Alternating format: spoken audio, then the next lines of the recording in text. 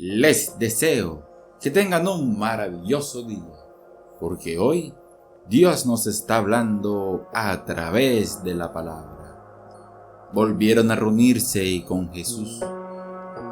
De la primera lectura de la carta a los Hebreos, capítulo 13, versículo del 15 al 17 y del 20 al 21.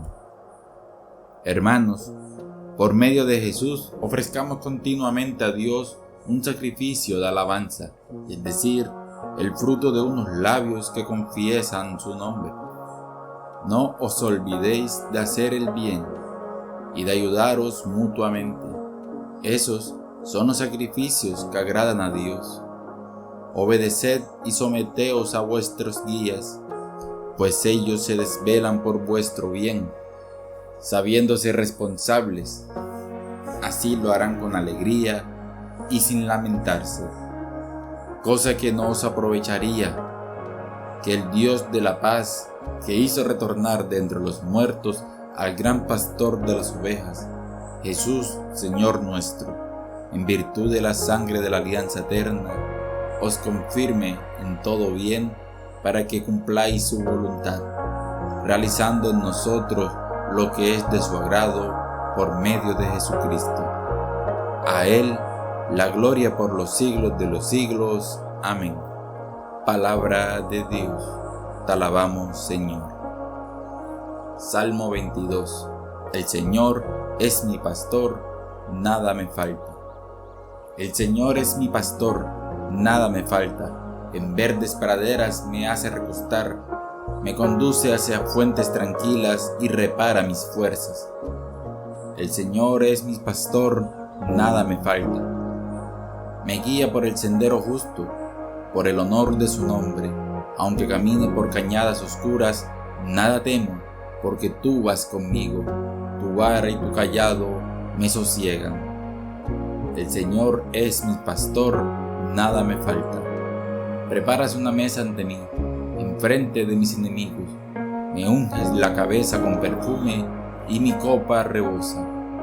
El Señor es mi pastor, nada me falta. Tu bondad y tu misericordia me acompañan todos los días de mi vida, y habitaré en la casa del Señor por años sin término. El Señor es mi pastor, nada me falta. De la lectura del Santo Evangelio según San Marcos, capítulo 6, versículos del 30 al 34. En aquel tiempo, los apóstoles volvieron a reunirse con Jesús y le contaron todo lo que habían hecho y enseñado. Él les dijo: venid vosotros a solas a un lugar desierto a descansar un poco. Porque eran tantos los que iban y venían que no encontraban tiempo ni para comer. Se fueron en barca solas a un lugar desierto. Muchos lo vieron marcharse y los reconocieron. Entonces, de todas las aldeas fueron corriendo por tierra a aquel sitio y se les adelantaron.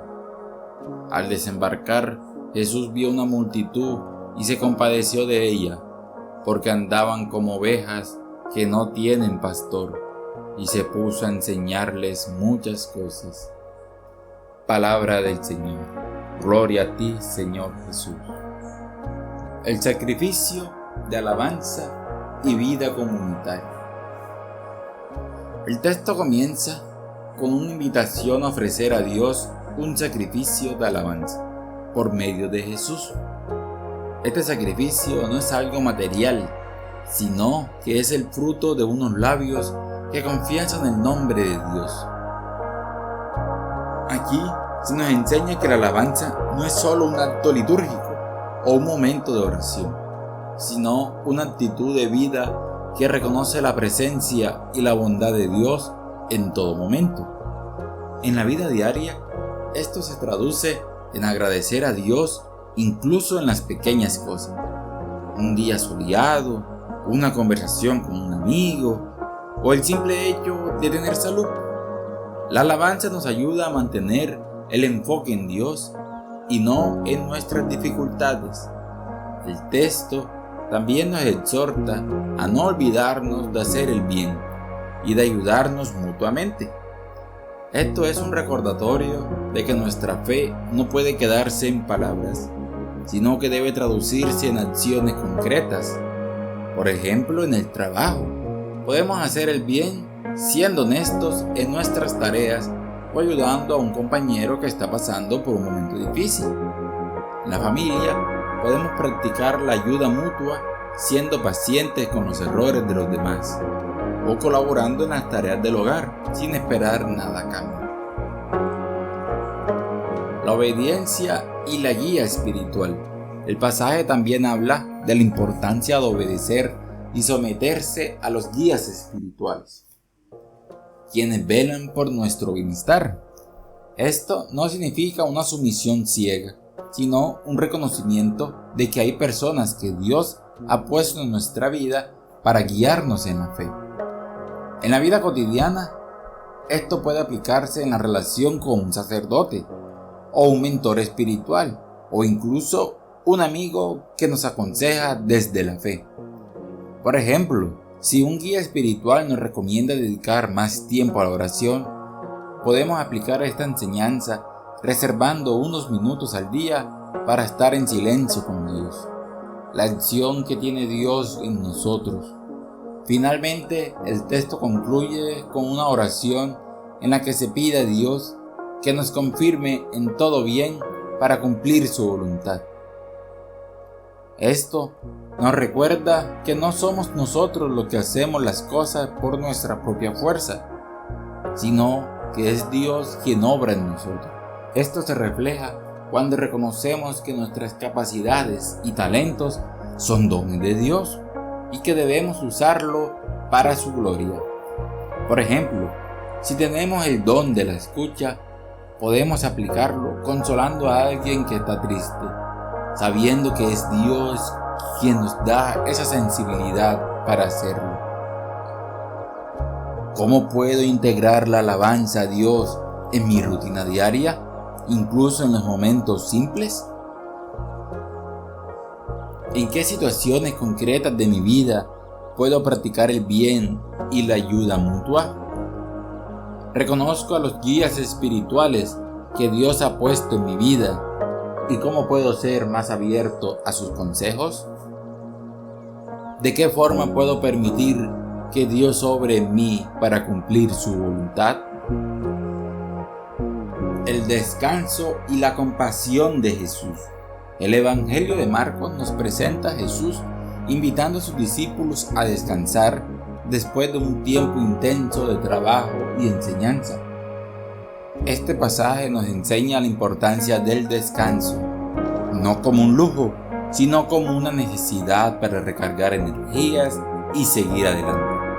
En la vida diaria esto se aplica cuando reconocemos que no podemos estar siempre activos y que necesitamos momentos de quietud para cuidar nuestra salud física, para cuidar nuestra salud emocional y no olvidar nuestra salud espiritual.